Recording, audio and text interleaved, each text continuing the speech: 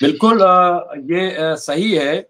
और अमेरिका के हालात अच्छे नहीं हैं, और चूंकि मैं खुद अमेरिका विजिट कर चुका हूँ, 8 स्टेट का मैंने दौरा किया है। वहाँ मैं मिसिसिपी गया, जो सबसे वहाँ पे कमज़ोर स्टेट है। इसके अलावा मिसिसिपी में मैं गया तो वहाँ मालूम हुआ कि सोसाइटियाँ जो हैं वहाँ पुलिस को वर्दी और शूज़ देती हैं।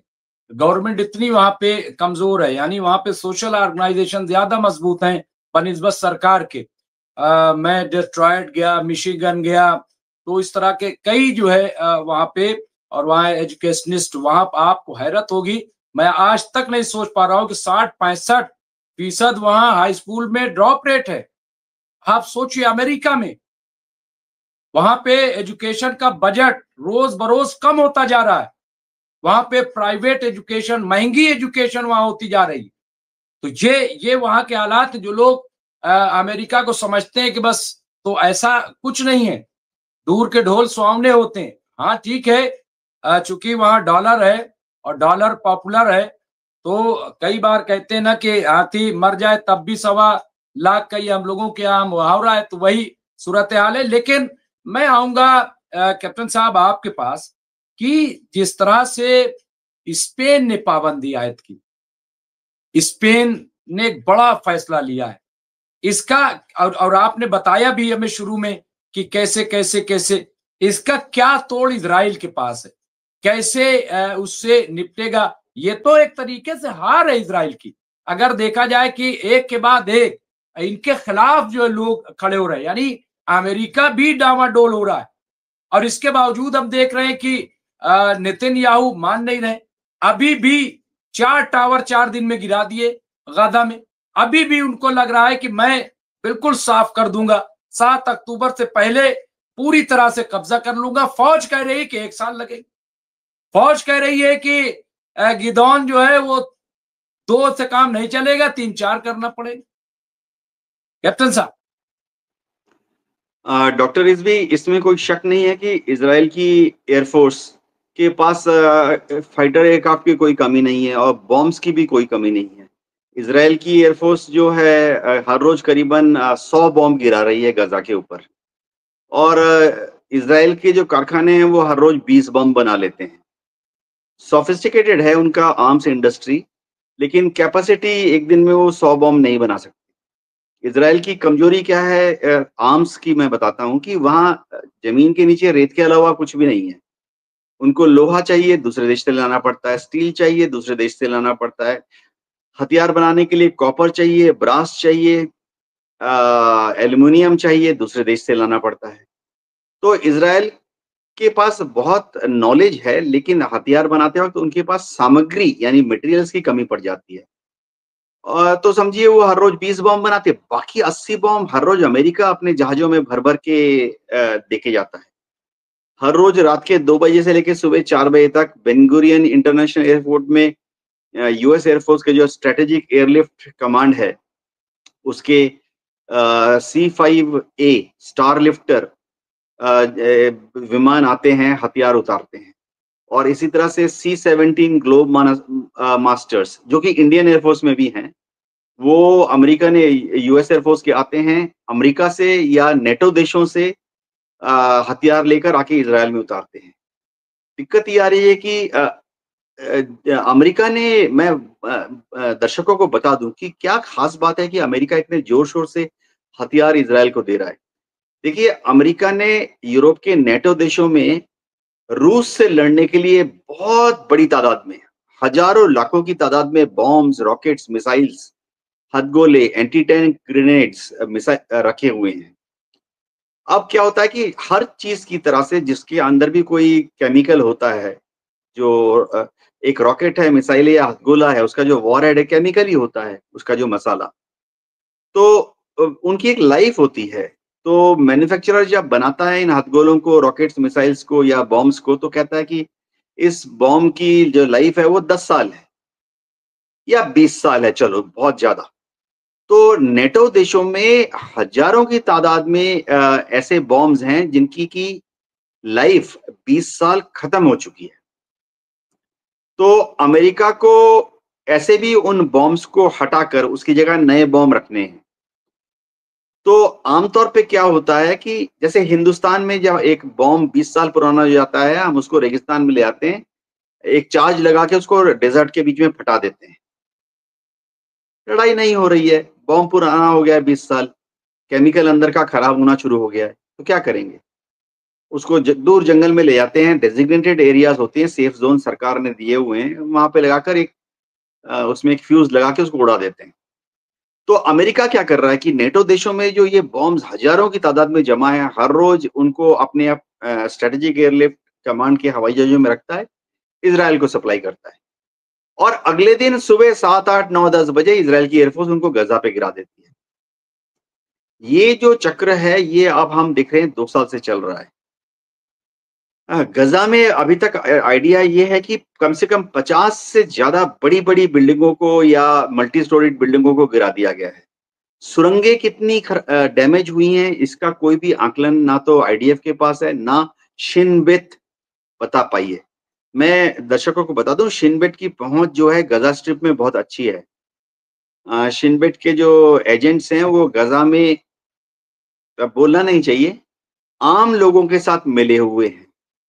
तो गजा के अंदर किस गली में क्या हो रहा है, कौन सा हमास का लीडर किस घर में छुपा हुआ है, नहीं नहीं, कहां पर बिल्कुल आप मीटिंग। सही कह रहे हैं कैप्टन साहब। मैं यहाँ रोकूंगा, एक इंफॉर्मेशन मुझे याद आ गई। बिल्कुल आप सही कह रहे हैं। आज जो है वहां पे 5 लोगों को फांसी दी गई है। गाजा अथॉरिटी ने इसी जासूसी और उसमें 5 लोगों को, कि जो उनके बीच में, यानी इतने बुरे हालात में भी ऐसे लोग गाजा में आज भी मौजूद हैं जो जासूसी का काम कर रहे हैं। बिल्कुल आप सही कह रहे हैं जी कैप्टन साहब। डॉक्टर रिजवी, अब जासूसी की बात हो रही है तो जैसे शिनबेट जो है वो गजा में और वेस्ट बैंक में जासूसी करता है, और मोसाद जो है दूसरे देशों में यानी लेबनान में, बेरूत में जासूसी करता है हिजबुल्लाह के खिलाफ, और मोसाद जासूसी कर रहा है यमन में, सना के आसपास दूसरे जो शहर हैं या यमन के जो बंदरगाह है वहां पर हुती के खिलाफ। और इनकी पैठ बहुत अच्छी है। अभी पिछले हफ्ते ही अगर आप देखें, जब सना में उनकी सरकारी मीटिंग हो रही थी, तो मीटिंग में उनके प्राइम मिनिस्टर की भी वो भी शहीद हो गए थे। तो मीटिंग कहाँ हो रही है, किस समय होगी, किस बिल्डिंग के अंदर हो रही है, 3 चीजें बहुत जरूरी है। एडवांस में इजराइल को पता लग गई कहाँ हो रही है, कितने बजे होगी और कहाँ बिल्डिंग, जो बिल्डिंग है एकदम, और उन्होंने आके एक्यूरेटली उस पर हमला किया। इसी तरह से ईरान में अगर हम देखें, ईरान में मोसाद की पैठ बहुत अच्छी है, सीआईए की भी पैठ बहुत अच्छी है। ईरान में उनका कौन न्यूक्लियर साइंटिस्ट कहाँ रहता है, किस वक्त वो सुबह नींद से उठ के नाश्ता करके अपने ऑफिस जाता है। ईरान में आईआरजी का कौन कमांडर है, वो कहाँ रहता है, किस वक्त ऑफिस जाता है, रात को किस वक्त ऑफिस से घर आता है। आईआरजी का कोई कमांडर अगर उसकी ड्यूटी लग गई है इराक में या सीरिया में, तो वो किस रास्ते से, कैसे, किस ट्रेन से या किस हेलीकॉप्टर से जा रहा है, सारी खबरें मोसाद को और सीआईए को लगती है। ये तभी हो सकता है अगर अंदर ही घर के भेदिए हों। अब हो ये रहा है कि इज़राइल में इज़राइल में एक सिस्टम है कि मोसाद और इज़राइल की जो मिलिट्री इंटेलिजेंस है वो हर रोज सुबह 9 बजे 5 मिनट के लिए नेतन्याहू को ब्रीफ करते हैं। तो 5 मिनट के लिए ये ऑनलाइन ब्रीफिंग होती है, 9 सुबह 9 से लेके 9:05 तक। और उसमें मोसाद सब कुछ बताता है, शिन बेट अपनी रिपोर्ट देता है, और इज़राइल की जो मिलिट्री इंटेलिजेंस है वो अपनी रिपोर्ट देती है 5 मिनट के अंदर। और उसी के बीच में वहां जो आईडीएफ के कमांडर होते हैं वो खड़े होते हैं और वो अपनी क्लैरिफिकेशन लेते हैं कि फलाने जगह हमला करूं, हाँ, फलाने जगह हमला आज करूं, ना, परसों करना। ये सारे डिसीजन सुबह 9 बजे से लेकर 9:05 तक दे ले रहते हैं। नेतन्याहू को आसानी इसलिए होती है क्योंकि वो खुद भी आईडीएफ के कमांडर रह चुके हैं, लेफ्टिनेंट जनरल रह चुके हैं, और उनको खूब आइडिया है कि लड़ाई के लिए इंटेलिजेंस नेटवर्क जब आए तो उसका इस्तेमाल कैसे करना चाहिए। अब नेतन्याहू के ऊपर कोर्ट केस काफी सारे चल रहे हैं। नेतन्याहू के ऊपर करप्शन के कोर्ट केस चल रहे हैं। नेतन्याहू के ऊपर गैर जिम्मेदारा तरीके से प्राइम मिनिस्टर बने रहने के कोर्ट केस चल रहे हैं। 7 अक्टूबर 2023 में जो हमला हुआ उसमें शिनबेट और आईडीएफ के जो रिटायर्ड ऑफिसर्स हैं, जो कि पिछले साल रिटायर हुए थे, उन्होंने तो कोर्ट केस कर दिया है नेतन्याहू के ऊपर कि नेतन्याहू को वो इस तरह की खबरें दे रहे थे 7 अक्टूबर 2023 के पहले कि हमास इस तरह से फलानी जगह पर एक हमला कर सकता है, लेकिन नेतन्याहू ने कहा नहीं नहीं नहीं कुछ नहीं होने वाला है, डोंट वरी। तो उनके ऊपर इस पे भी कोर्ट केस चल रहा है। तो नेतन्याहू के ऊपर प्रेशर काफी ज्यादा है। ऐसे में डोनाल्ड ट्रंप जो हैं वो उनके बहुत सपोर्टर हैं। डोनाल्ड ट्रंप जो है वो एक शब्द है कि आंख बंद करके मदद करना। डोनाल्ड ट्रंप चाहे 7 खून माफ कर दें, सॉरी नेतन्याहू चाहे 7 खून कर दें, लेकिन फिर भी डोनाल्ड ट्रंप उनको 8वें खून के लिए भी माफ करने के लिए तैयार हैं। तो ऐसी हालत में नेतन्याहू को कौन हिलाएगा? जाहिर बात है कोई नहीं हिला सकता। एक ही तरीका है कि जल्दी से जल्दी वहां पर इलेक्शन हो और ऑपोजिशन जीत जाएगी। जी डॉक्टर रिजवी। ट्रंप हिल जाए और इनको 7 खून नहीं, 7 खून छोटी चीज है, 7 मुल्क भी अगर ये खत्म कर दें तो 8वें मुल्क के लिए भी एक या 2 आदमी तो इनके लिए माने नहीं रखता। 7 मुल्क कर दे तो 8वें मुल्क को भी ये माफ कर देंगे, ठीक है 8वां भी कर दो। लेकिन अगर ट्रंप खुद, उनकी सरकार, क्योंकि रिपब्लिकन में फूट पड़ गई है और बहुत बड़ी खबर आ रही है, कैप्टन साहब बीच में मैंने रोका, लेकिन जयदीप सिंह बुंदेला साहब दिया है, नेतन्याहू ने गाजा में 2 दिन के अंदर 50 हाई राइज बिल्डिंग को गिराने का हुक्म दिया है। लगता है कि हमास से नहीं लड़ पा रहा है तो इमारतों से लड़ रहा है, ऐसा लोगों का बयान आ रहा है, तबसरा आ रहा है। इसके अलावा एक और बड़ी खबर ब्रेकिंग न्यूज के तौर पे यहाँ पे आ रही है कि फ्रांस में मैक्रोन के खिलाफ हुए अविश्वास प्रस्ताव के मतदान में उनके खिलाफ 364 वोट पड़े हैं। लिहाजा कल वो जो है मैक्रोन जो वहां के प्रेसिडेंट है उनके सामने अपना इस्तीफा सौंपेंगे। तो यहाँ पे ये आप देखिए, और नए वहां पे प्रधानमंत्री नए वहां पे आएंगे। ये 2 चीजें कैप्टन साहब अभी जो आप कह रहे थे कि तय हो जाता है 2 दिन में 50 हाई राइज बिल्डिंगे गिराना, ये क्या मतलब? ये कौन सी? ये तो वही है कि वहां पे सब बिल्कुल नेस्त नहीं, ये जंग तो है नहीं, ये तो एलिमिनेशन है, किसी को बिल्कुल कंप्लीटली खत्म कर देना। ये नस्ल कुशी जिसको हम कहते हैं, ये इसको जंग के जुमरे में तो नहीं रखा जा सकता। डॉक्टर रिजवी, इजराइल को ये मालूम है कि वो गजा में जितनी बिल्डिंगों को तबाह करेंगे उतनी ज्यादा भगदड़ मचेगी। दूसरी बात है, आईडीएफ को ऐसा लगता है कि इन सब बिल्डिंगों के नीचे ही सुरंगें हैं जिसमें हमास ने अपने हथियारों का जखीरा छुपा के रखा है। तीसरी बात है, आईडीएफ दावा करती है, चाहे सही हो या गलत हो, कि इन सब हाई राइज बिल्डिंग्स के ऊपर हमास ने अपने टोही दस्ते, बाइनाकुलर्स, दूरबीन और टेलीस्कोप के साथ लगा रखे हैं, जो कि आईडीएफ की जमीन पर ढूंढकर शिनाख्त करते रहते हैं ऊपर से। तो आईडीएफ बोलती है कि उनके ऊपर, इन बिल्डिंगों के ऊपर से भी फायर हो रहा है। ये आईडीएफ का दावा है। अब देखिए, क्योंकि जमीनी लड़ाई में हमेशा ऐसा कुछ होता है, कहीं पे भी जब जमीनी लड़ाई होती है तो जो गुरिल्लाज हैं वो हमेशा बिल्डिंगों के पीछे शेल्टर लेते हैं। कहीं पर भी जब लड़ाई होती है तो गुरिल्ला जो है हमेशा बिल्डिंगों पे ऊपर शेल्टर लेते हैं। अगर आप पुराने जमाने के किले देखें तो किलों में भी ऊंची दीवार बनाते थे और जो ऑब्जर्वेशन टावर होता था किले में ऊपर की तरफ बनाते थे। और इसी तरह से सब किलों में राजा अपनी सेनापति के साथ ऊपर की तरफ चले जाते थे। दुश्मन ने अगर उसके टावर को, बुर्ज को घेर भी लिया, फिर भी ऊपर की तरफ राजा, सेनापति महज दर्जन भर सिपाहियों के साथ सेफ रहते थे, 1 दिन, 2 दिन, 3 दिन, जब तक कि और कहीं से उनका कोई दूसरा सिपला सार या जागीरदार नजफगढ़ से ना आ जाए और नीचे दुश्मन पर हमला ना कर दे। तो इस तरह की चीजें अर्बन वारफेयर में होती हैं। बाकी हाई राइज बिल्डिंग्स में हमला करके वो जो फिलिस्तीन के लोग हैं उनमें दहशतगर्दी भी पैदा कर रहा है। कितने, एक हाई राइज टावर में अगर 100 फैमिलीज रहती थी, 50 मंजिला अगर बिल्डिंग थी, तो कमर्शियल बिल्डिंग भी रही होगी और 100 फैमिलीज भी रहती होंगी। तो आप सोचिए वो तुरंत अब तंबू में रहने के लिए मजबूर हो गए हैं। और इजराइल ने जो सेफ जोन लगाए हैं खान यूनिस की तरफ लगाए हैं, जो अगर आप गजा और खान यूनिस के बीच का एरिया देखें मेडिटेरियन सी की तरफ, भूमध्य सागर की तरफ, तो बीच में 8, 10, 15 किलोमीटर का एरिया जो है करीबन 3-4 किलोमीटर चौड़ा समुद्र के साथ, वो खाली एरिया है। वहां पर इजराइल कह रहा है कि इजराइल कह रहा है कि तंबू से टेंट सिटी लगा देंगे और ये सारे रिफ्यूजी गजा खाली करके वहां पहुंचे। तो एक बड़ी बड़ी बिल्डिंगों को तोड़ के वो रिफ्यूजी क्राइसिस भी पैदा कर रहा है, जो कि उनके जेनोसाइड का ही एक तरीका है। वहां पर जेनोसाइड करने के लिए इजराइल क्या कर रहा है? खाना बंद कर दो। जेनोसाइड करने के लिए क्या है? दवाई बंद कर दो, ताकि जो बीमार है वो ऐसे ही मर जाए, जिसको चोट लग गई या हाथ पांव उड़ गया है इजराइल के बॉम्ब से, वो ऐसे ही मर जाए। खाना मत दो। बच्चे जो हैं वो तड़प तड़प के मर रहे हैं। और जाहिर बात है खुलेआम सिविलियन घरों के ऊपर, सिविलियन टारगेट्स के ऊपर बमबारी हो रही है, सिविलियन मारे जा रहे हैं। 67,000 सिविलियन मारे गए हैं।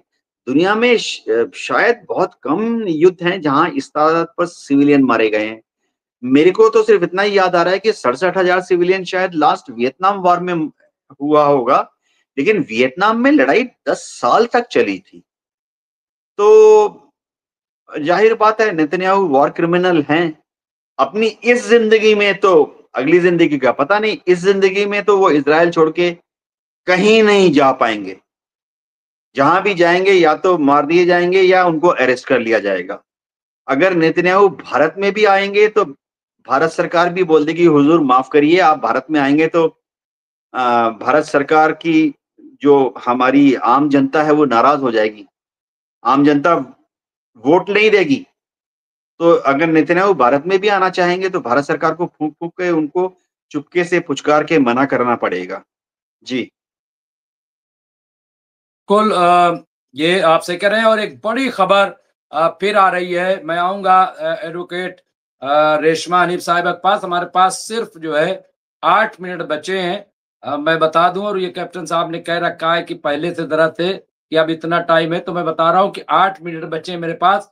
जयदीप सिंह मुंदेला साहब ने कहा है कि डरमर और विटेकर और कुशनगर यहाँ पे जो ट्रम्प के दामाद हैं, उन्होंने अब जंग को खत्म करने के लिए एक मीटिंग की और अदला बदली के समझौते के नए अमेरिकी प्रस्ताव और अगले दिन के लिए अमेरिकी योजना पर चर्चा की, यानी कि युद्ध के बाद के दिन के लिए योजना क्या होगी। तो अब ट्रम्प के दामाद सामने आए हैं, तो मुझे लग रहा है कि हालात कुछ ज्यादा ही खराब हो रहे हैं। तो ये ट्रम्प के दामाद, इसके अलावा हसन रिजवी साहब ने बताया कि यूएई ने इजराइल को धमकी दी और कहा है कि हम अब्राहम अकॉर्ड से हट सकते हैं और अलग थलग अरब देशों से रास्ता किया जा सकता है। ये देखिए यहाँ पे भी, क्योंकि अब सब को डर सता रहा है रेशमा हनीफ साहिबा कि कहीं ऐसा ना हो, क्योंकि टर्की में बहुत बड़े प्रोटेस्ट हो रहे हैं, बहुत बड़े। वहां पे खबरें निकल के नहीं आ रही, सोशल मीडिया पे बैन लगा दिया गया है। अभी बहरीन में हमने देखा है। तो अब यूएई भी बोल रहा है और सऊदी भी अभी बोल रहा है, लेकिन सुई अटकी हुई अब्राहम अकार्ड। ये मतलब क्या इसको किस तरह से देखेंगे? देखिए रिजवी जी, हम आपको बता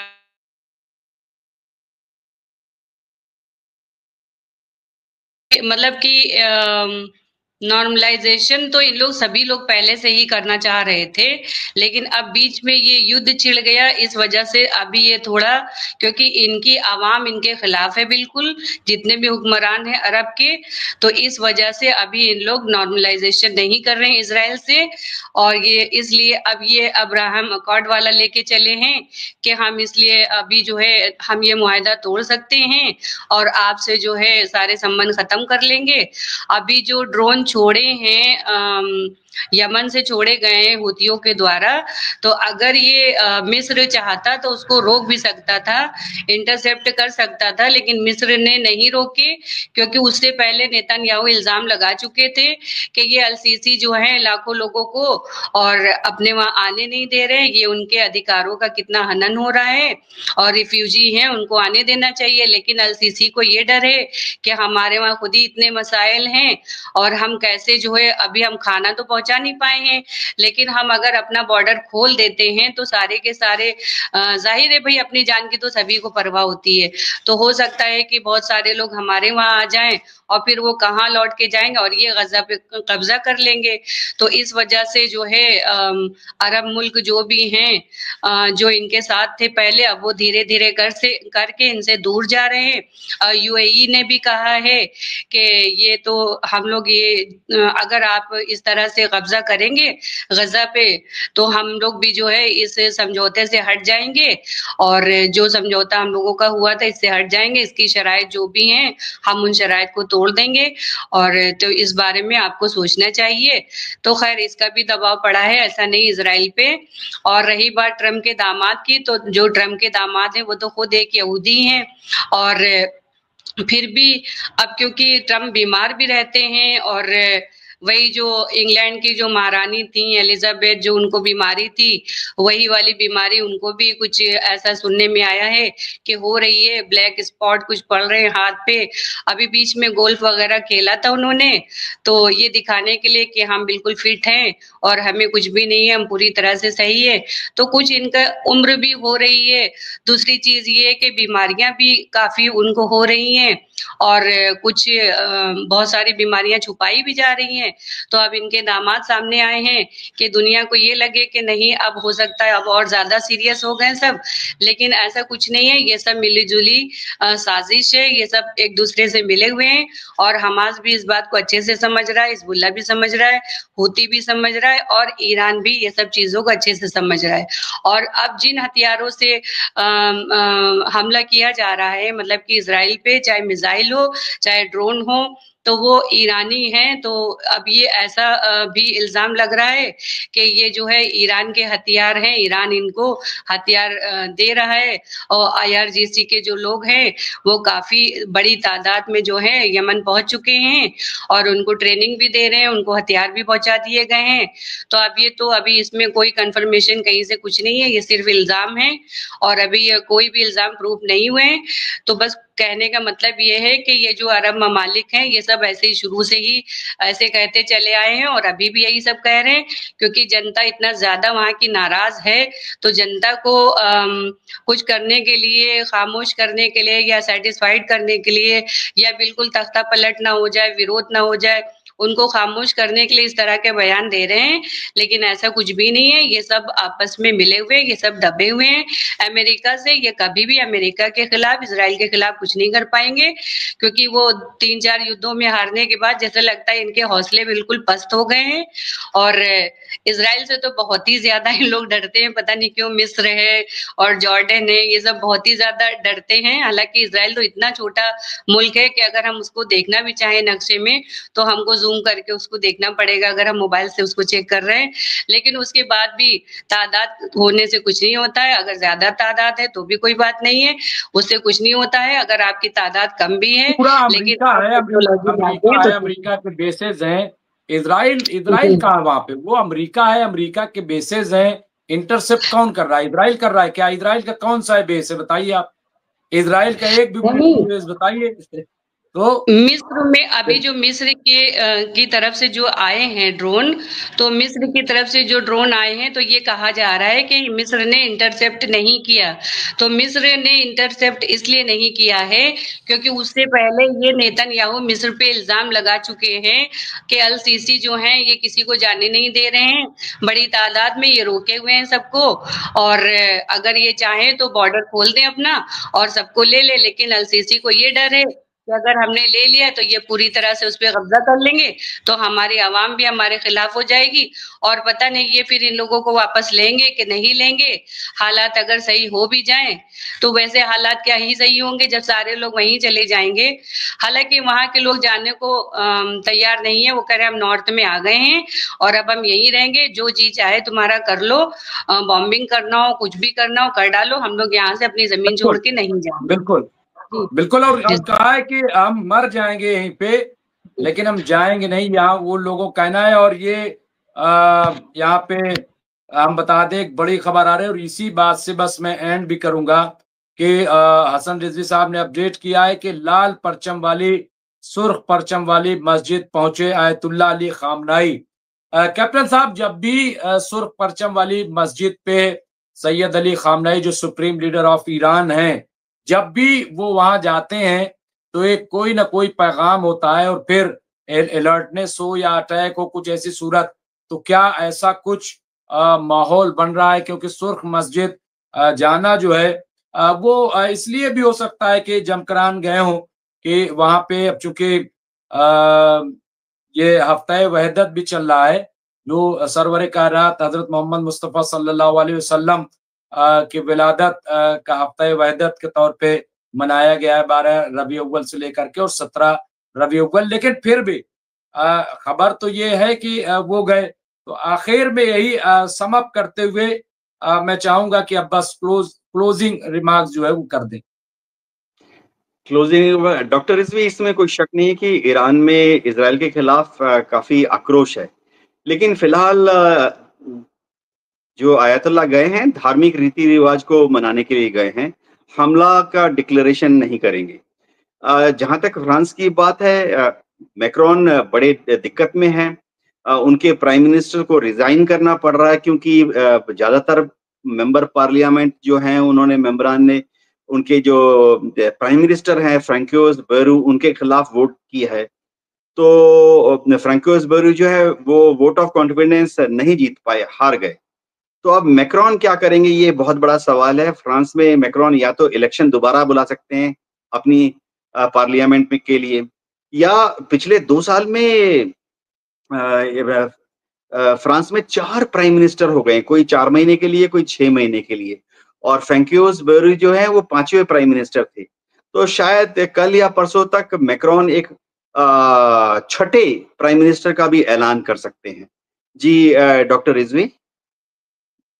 जी बिल्कुल। तो ये सूरत हाल है और इस वक्त की ये सारी अपडेट रही, और हमारे अपडेट में मदद करने के लिए जयदीप सिंह मुंदेला साहब, हसन रिजवी साहब, नसीरुद्दीन साहब, रियाद अली और बहुत सारे हमारे साथी, वो सब जो है, मोहसिन हैदर, अरमान यूसुफ, ये सारे लोग, मैं सबका, रियाज अली, तबरेज आलम सिद्दीकी, सारे लोगों का मैं शुक्रिया भी अदा करूंगा कि वो खास तौर से जयदीप सिंह मुंदेला जिस तरह से कई अखबारात को छान करके, पटक करके, और वो अपडेट दिन में भी देते हैं, रात में भी वो हमें अपडेट कर देते हैं। इतनी सारी स्टोरियां होती हैं कि उनको एक साथ लाना जो है वो बड़ा मुश्किल हो जाता है। लेकिन मैं उनका शुक्रगुजार हूँ दिल की गहराइयों से कि वो हमें बताते हैं और सही सटीक खबर बताते हैं, क्योंकि हम भी यही चाहते हैं कि जो भी खबर हो वो एक सही खबर जाए, और तज्जिया जो हो वो भी एक अच्छा और सही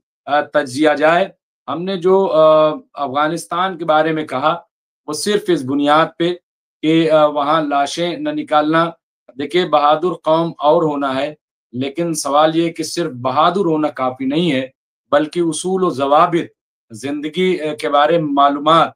एक इंसान बहुत ताकतवर हो जाए, मार दे 10-20 लोगों को, लेकिन अगर वो सही से अपना निज़ाम कायम न कर पाए तो उसकी ताकत जो है वो ज़ाया हो जाएगी। फिर उसको गुंडागर्दी आदमी कहता है, उसको अच्छा नहीं कहता। तो इसलिए मुझे लग रहा है कि ख़वातीन को जो भी इस्लाम की तरफ से जो भी आज़ादी है या जो अहकाम है उसको सही से फॉलो करना चाहिए। तो मैं इसलिए मैंने कहा, और मैं हमेशा जो सही बात होती है वो मैं करता हूँ और करना चाहिए। और मैं आपको बता रहा हूँ कि आप जिस तरह से रेशमा हनीफ साहिबा यहाँ बैठी हुई हैं, अफगानिस्तान में शायद हो तो वहां पे आपको तुम्हारे पहले हमें गोली मार दें कि तुमने इनवाइट कैसे किया। तो ये जो है, तो ये असल में बस यही है कि ये दीन का जिस तरीके से मिसयूज होता है वो नहीं होना चाहिए। एक सही दीन जो है वो पेश करना चाहिए। तो बहुत बहुत शुक्रिया आप दोनों हजरात का। ग्रुप कैप्टन उत्तम कुमार देवनाथ जी, आपका शुक्रिया। इसके अलावा एडवोकेट रेशमा हनीफ साहिबा, आपका शुक्रिया। और तमाम नाजरीन का शुक्रिया जो हमसे जुड़ते हैं। शब खैर, गुड नाइट, जय हिंद।